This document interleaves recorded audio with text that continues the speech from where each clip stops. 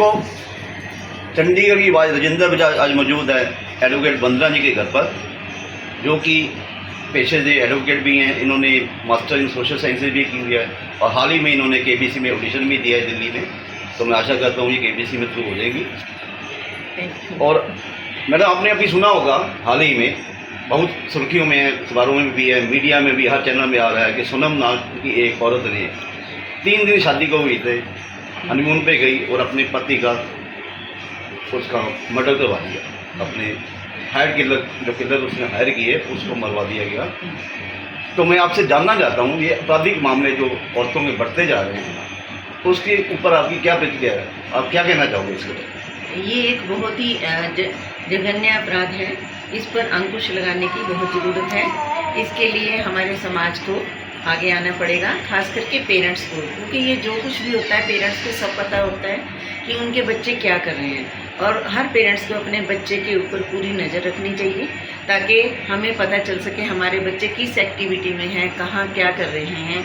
अगर हम ऐसा नहीं करेंगे, अवेयरनेस पेरेंट्स की नहीं होगी, तो ये अपराध बढ़ते जाएंगे। लेकिन अगर पेरेंट्स अवेयर होंगे, उन्हें अपनी बेटी के बारे में सब पता होगा, उन्हें अपनी बेटी को प्यार से पालें, अच्छे से पालें, लेकिन उन्हें एक अच्छे संस्कार भी दें, क्योंकि उन्होंने आगे जाना होता है, एक घर छोड़ के दूसरे घर में जाना होता है। अगर वो अच्छे संस्कार नहीं देंगी तो बेटियां जिद्दी हो जाएंगी, ठीक है, और वो ऐसा ही कुछ करेंगी जैसा हुआ। ऐसा नहीं कि ये अपराध आज पहली बार हुआ है, ये अपराध होते रहते हैं, पहले भी बहुत से अपराध हुए हैं, लेकिन दब जाते हैं, सुर्खियों में आते हैं, लेकिन फिर कहीं ना कहीं मामले को दबा दिया जाता है।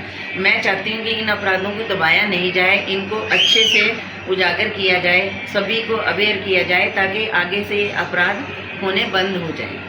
तो मैं ये कहना चाहूँगा, आप इस मामले से सहमत हैं कि जैसे हम दिल्ली करते हैं महिला वुमेन एम्पावरमेंट, महिला का सशक्तिकरण होना चाहिए, हम सब कहते हैं होना चाहिए, लेकिन पुलिस का शक्तिकरण नहीं होना चाहिए। आपको पता होगा कि कितने डोमेस्टिक वायलेंस के केसेस अभी भी कोर्टों में पेंडिंग है। जब पुलिस कोई डोमेस्टिक वायलेंस का, घरेलू हिंसा का केस करने जाता है, तो उसके केस को एडमिट नहीं किया जाता है। औरतों के लिए वुमेन कमीशन है, वुमेन सेल है, पुरुषों के लिए कोई ऐसा आयोग नहीं है। इवन आप किसी कुत्ते को भी मार दो, पक्षी को भी मार दो, तो उसके लिए भी उसमें FIR दर्ज हो जाती है। लेकिन पुरुष की सुनने वाला कोई नहीं है। आपके हिसाब से पुरुष कमीशन होना चाहिए? बिल्कुल 100% होना चाहिए और सभी को बराबर रखना चाहिए। एक तरफ तो हमारी सरकार बोलती है कि कोई भेदभाव नहीं, महिला पुरुष एक समान है, और महिलाओं को इस चक्कर में कुछ ज़्यादा ही पावर दे दी गई है, और वो उनका मिसयूज कर रही है। देनी चाहिए पावर, उनको आगे बढ़ाना चाहिए, लेकिन आगे बढ़ने का मतलब ये नहीं है कि वो पुरुषों पे ही अत्याचार करें।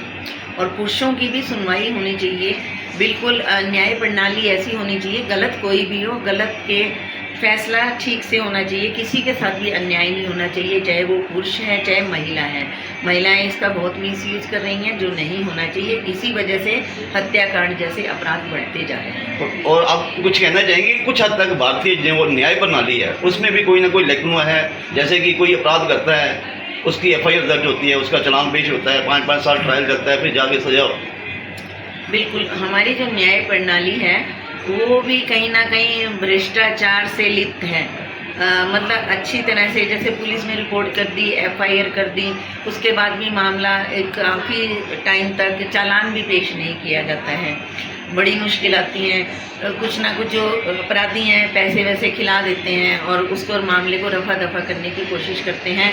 इसी वजह से काफ़ी लोग न्याय से वंचित रह जाते हैं और पूरी ज़िंदगी उन्हें इसी बात का रहता है कि उनके साथ इतना बड़ा अन्याय हुआ और ना ही पुलिस ने उनका साथ दिया, ना ही कानून ने साथ दिया, क्योंकि पुलिस जो रिपोर्ट बना के भेजेगी उसी के बेस पे कोर्ट में भी उन्हें न्याय मिलेगा।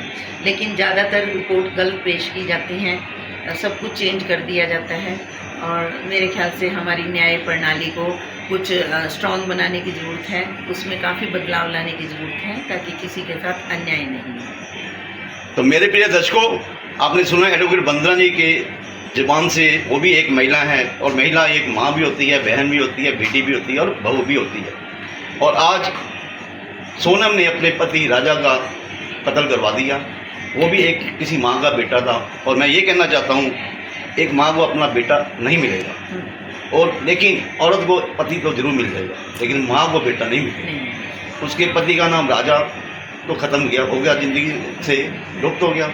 और दूसरा राज, वो जेल की सलाखों में पीछे चल रहा। एक औरत ने कितने पुरुषों के साथ ये खिलवाड़ किया। देखिए, जो जेल में चला गया है उसकी माँ को एक आस है कि उसका बेटा कभी ना कभी वापस आ जाएगा, ठीक है।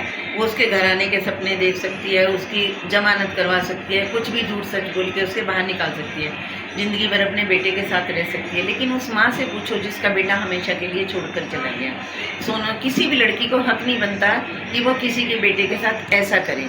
और मैं कहती हूँ अगर कोई लड़की ऐसा करती है तो ऐसी लड़कियों को समाज में जीने का कोई अधिकार नहीं है। तो मैं उस माँ के साथ खड़ी हूँ जिसके साथ इतना बड़ा अन्याय हुआ है। ऐसी लड़कियों को फ़ौरन जेल में डाल देना चाहिए और उनकी जमानत भी नहीं होनी चाहिए, पूरी ज़िंदगी उनको लाइफ इम्प्रिजनमेंट देना चाहिए। वो बाहर ना आए और बाहर आके किसी नए शिकार की तलाश में ना निकले। और आखिर में मैं आपसे ये पूछना चाहता हूँ, आप एक औरत हैं, हम भी औरतों का सम्मान करते हैं। पूरे हिंदुस्तान में औरत को लक्ष्मी कहा गया है, औरत का दर्जा बहुत ऊपर दिया गया है। जैसे ही हम हमारी बेटी है या आपकी बेटी है, हम बेटी कहते हैं तो बेटी बड़ी अपने घर में अच्छी रहती है, लेकिन जब वो अपने ससुराल में जाती है बेटी बहू बन जाती है, और बहू बनने के बाद उसकी विचारधारा बदल क्यों जाती है, इसके बारे में कुछ बताना चाहेंगे। वो ऐसा होता है कि जैसे माँ बाप बेटियों को बड़े लाड प्यार से पालते हैं, लेकिन फिर भी कई बार मायके में कुछ ना कुछ कमियां रह जाती हैं।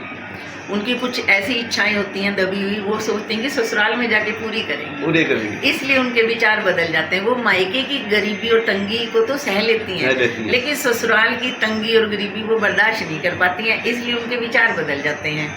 तो इसी वजह से ये ज़्यादा मायके में अगर वो सादे चावल भी खाती है तो कहती हैं पुलाव है। हाँ, और मायके की हर कमी को ढक भी लेती हैं। ससुराल में कुछ कमी होगी तो पूरी गली मोहल्ले में हर को बताएंगी कि देखो जी ऐसे लोग हैं, अच्छे से नहीं रखते हैं, प्यार से नहीं रखते हैं, शॉपिंग नहीं करवाते। इसमें भी कहीं ना कहीं महिला सशक्तिकरण का रोल है। बिल्कुल बिल्कुल है, क्योंकि हमने महिलाओं को इतने ज़्यादा अधिकार दे दिए हैं और उनको मायके में भले उनका यूज़ करें ना करें, ससुराल में ज़रूर यूज़ करती हैं अपने अधिकारों का।